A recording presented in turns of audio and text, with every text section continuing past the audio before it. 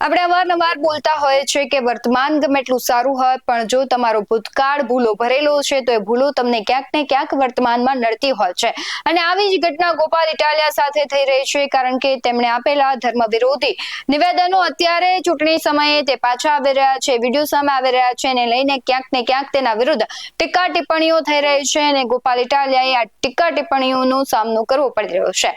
નમસ્કાર, આપની સાથે હું ભગવતી વિસાવડિયા।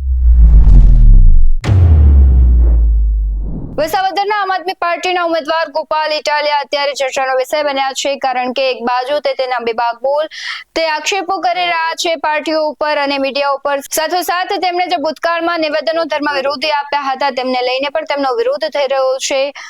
કહેવાય છે જૂનાગઢના જે મહેશગીરી છે તેમણે પણ એક વિડીયો મૂક્યો છે અને તેના ગોપાલ ઇટાલિયા પર તેમાં આક્ષેપો કર્યા છે કે જે ગોપાલ ઇટાલિયા છે તે ધર્મ વિરોધી નિવેદનો આપી રહ્યો હતો, તે ધર્મ વિરોધી છે। ત્યારે શું કહી રહ્યા છે મહેશગીરી, તેના પર નજર કરીએ। જય ગિરનારી, નમો નારાયણ। હું મહેશગીરી બાપુ, ગિરનાર દત્તાત્રેય સંસ્થાન અને ગિરનારમાં ગિરનારનું ધાવણ ધાવીને ને અહીંયા મોટો થયો છું। ધર્મના માટે જીવન ખપાવીને આગળ વધી રહ્યો છું અને આજ ગિરનારની છાયામાં રાણપુર અને કેટલાક એવા ક્ષેત્રો છે, પરબવાવડી, આપાગીગાનો સ્થળ આપણે સત્તાધાર કહીએ, ચલૈયાનું ધામ, કે જ્યાં ભક્તોએ કેટલાક એવા આદર્શ આપણા માટે આપ્યા છે, એવા ભૂમિમાં જ્યાં ભક્તોએ એવું પણ કીધું છે કે કોકદી કાઠિયાવાડમાં ભૂલો પડને ભગવાન, તારા એવા કરું સન્માન, તું થાને અમારો મહેમાન અને તને સ્વર્ગ ભૂલાવી દઉં શામળા। આવા સંસ્કારોની ધરતી ઉપર હમણાં જ મને ગામના છોકરાઓએ વિડીયો બતાવ્યો અને વિડીયામાં મેં ગોપાલ ઇટાલિયાનો એ વિડીયો હતો અને વિડીયામાં મેં જોયું અત્યારે એક બિન ઉત્પાદક અને બિન વૈજ્ઞાનિક પ્રવૃત્તિ પાછળ પોતાનો સમય ને પૈસા બગાડે છે। સત્યનારાયણની કથા કરશે ને ભાગવતની કથા કરશે ને ફલાણું રોકડું ઢીકડું કરશે ને પૂછડું કરશે, તો આ બધી ફાલતુ પ્રવૃત્તિઓ છે। ધાર્મિક પરંપરાઓના નામ ઉપર અનુસરવામાં આવતી ફાલતુ પ્રવૃત્તિઓમાં દરેક માણસ પોતાનો પૈસા અને સમય બગાડે છે।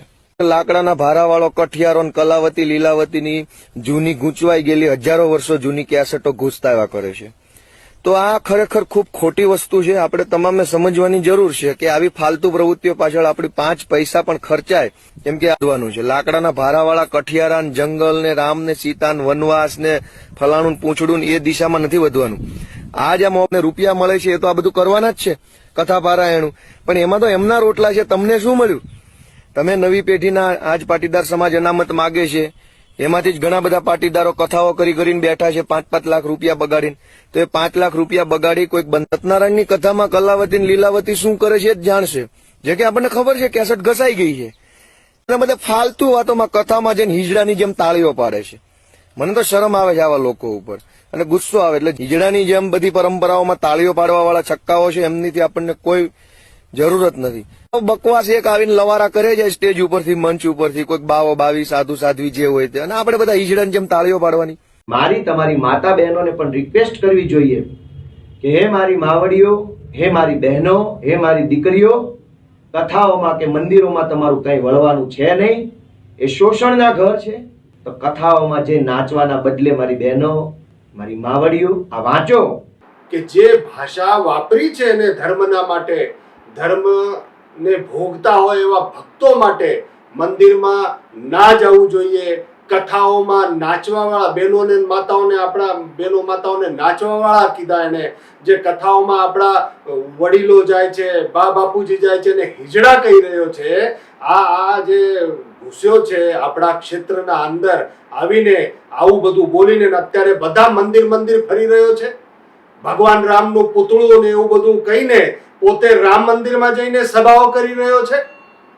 અને હું તો એમ કહું છું કે જે પોતાના માતા દીકરીઓને નાચવા વાળી કહી રહ્યો છે, આપણા ભક્તોને હિજડા કહી રહ્યો છે, દરેક ગામના અંદર છાજિયા લેવા જોઈએ બહેનો દીકરીઓએ અને આને ગામમાંથી ભગાડી મૂકો દેવો જોઈએ।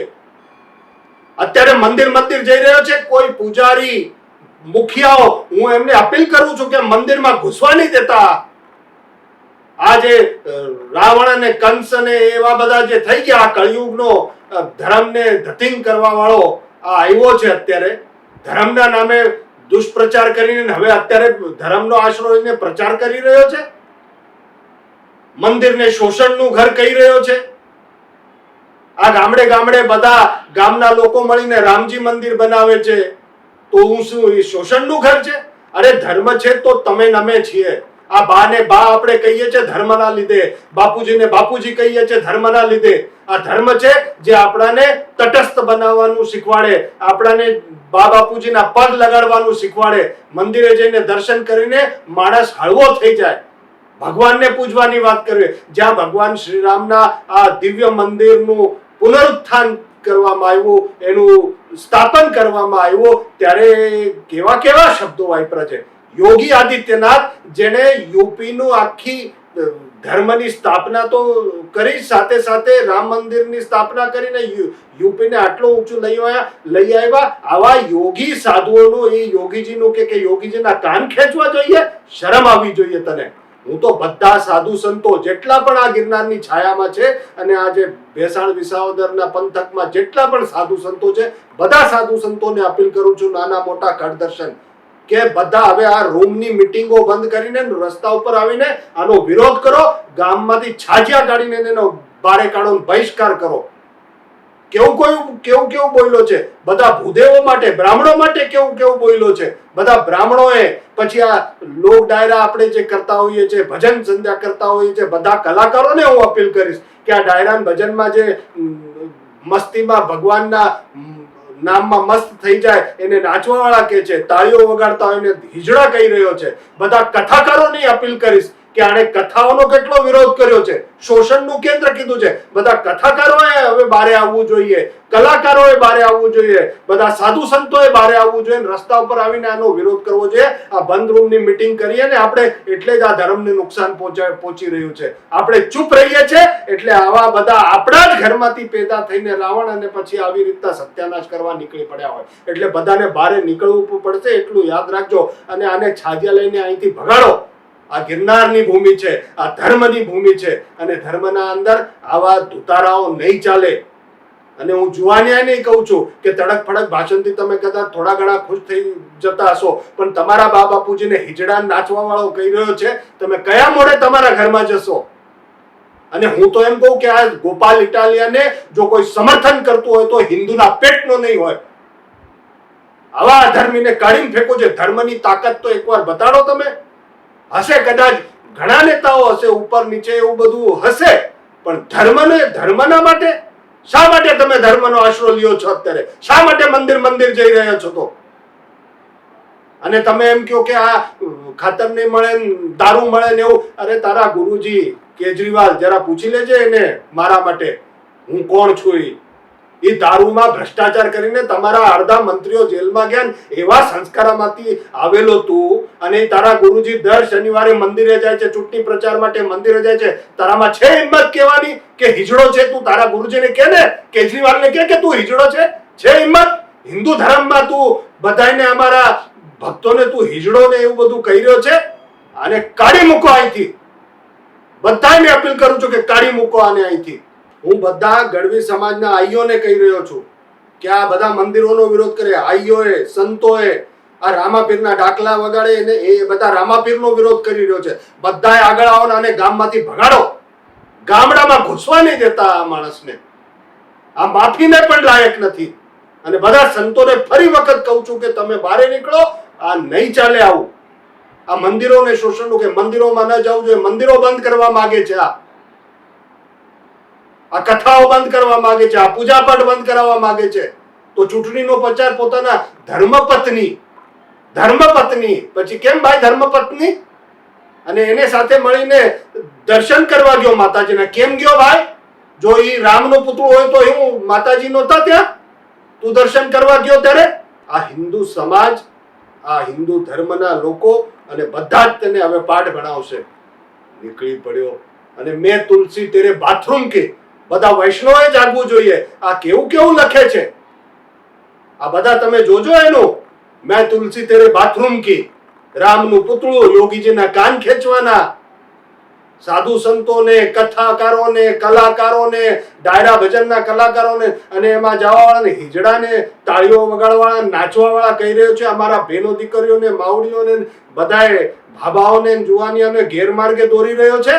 અને આદિ અનાદિ કાળથી સત્યનારાયણની કથા ચાલતી આવે છે. સત્યનારાયણના કથા લીધે બધા ગામના ભેગા થાય, બધા એકાબીજાની વાતો કરે, સત્યનારાયણની વાતો સાંભળે, જીવન કેમ જીવવું જોઈએ એની શિખામણ મળે, અને એની મજાક ઉડાવે છે તું. બિચારા અમારા ભોળા માણસો છે અહીંયા બધા ગામડાના, એને ભરમાવાનું કામ કરે છે. સત્યનારાયણની કથાની એના બધા વિરોધ કરીને તું કરે છે. તું કેવા શું માગે છે? આ સાખી નહીં લેવાય. જે પ્રમાણે મહેશગીરી કહી રહ્યા છે કે ગોપાલ ઇટાલિયા છે તે ધર્મ વિરોધી છે, તેના ઉપર સખત કાર્યવાહી થવી જોઈએ, અને જે ઉમેદવારો છે તે પણ અને ગામના લોકો છે જ્યારે તે ગામમાં સભા કરવા આવે છે ત્યારે તેમને ગામમાં એન્ટ્રી ન આપવી જોઈએ, તેને પ્રવેશવા ન દેવું જોઈએ તેવી પણ અપીલ કરી રહ્યા છે. આ મુદ્દે તમારું શું કહેવું છે કમેન્ટ કરી જરૂરથી જણાવજો. આવા જ વધુ અહેવાલો સાથે ફરી મળતા રહીશું. તમે અમારી યુટ્યુબ ચેનલને સબસ્ક્રાઇબ કરવાનું, અમને ફેસબુક અને ઇન્સ્ટાગ્રામ પર ફોલો કરવાનું ભૂલશો નહીં. બાકી અવનવી અપડેટ્સ મેળવવા માટે આપ જોતા રહો BS9 TV ન્યૂઝ. નમસ્કાર.